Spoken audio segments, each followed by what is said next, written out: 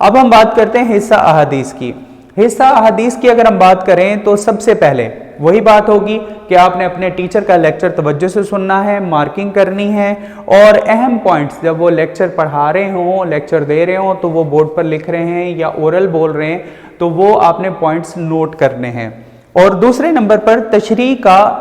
حدیث کے ترجمے کا، حدیث کی آپ دیکھیں گے عربی جو لکھی ہوگی اس کے الفاظ کے معنی آپ نے یاد کرنے ہیں اور پھر با محاورہ ترجمہ یاد کرنا ہے۔ اس طرح آپ کو ترجمہ نہیں بھولے گا۔ پھر اگلا پوائنٹ آتا ہے تشریح کو نوٹ سے یاد کرنا ہے، یہ ذہن میں رکھیے گا۔ میکسیمم مارکس لینے یا پورے مارکس لینے، تشریح ہمیشہ نوٹ سے ہوتی ہے، جو آپ کے ٹیچر آپ کو دیں یا جس ادارے میں آپ ہوں وہ والے آپ نے فالو کرنے ہیں۔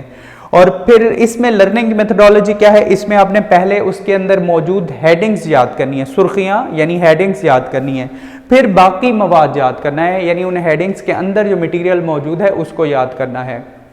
اس کے بعد آگے دیکھیے گا، چوتھے نمبر پر وہ جو ہیڈنگز آپ نے یاد کی ہیں ان کے اندر کچھ آیات اور احادیث بھی موجود ہوتی ہیں نوٹس کے اندر، تو وہ آپ نے حوالہ آیات اور احادیث کی عربی کو یاد کرنے کی پریکٹس کرنی ہے، پھر اس کا ترجمہ یاد کرنا ہے، اور اس کے بعد پھر اس کا ریفرنس یعنی حوالہ یاد کرنا ہے کہ وہ قرآن ہے، حدیث ہے، اور قرآن کی کون سی صورت ہے، حدیث ہے تو کون سی حدیث کی کتاب سے ہے۔ کوشش کریں کہ یہ یاد کریں حوالہ، نہیں تو القرآن یا الحدیث لکھ دیں گے، اس سے بھی بات مکمل ہو جائے گی۔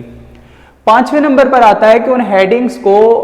اور مواد کو مکمل یاد کر کے پھر لکھنے کی مشق کریں، یہ بہت ضروری بات ہے۔ لکھنے کی پریکٹس نہیں ہے تو پھر آپ کو بھولنے کا مسئلہ آپ کا حل نہیں ہوگا۔ ایگزامینیشن ہال کے اندر آپ بھول جاتے ہیں سرخیاں، تو اس کا سلوشن آپ کو بتا دیا کہ یاد کر کے لکھنے کی مشق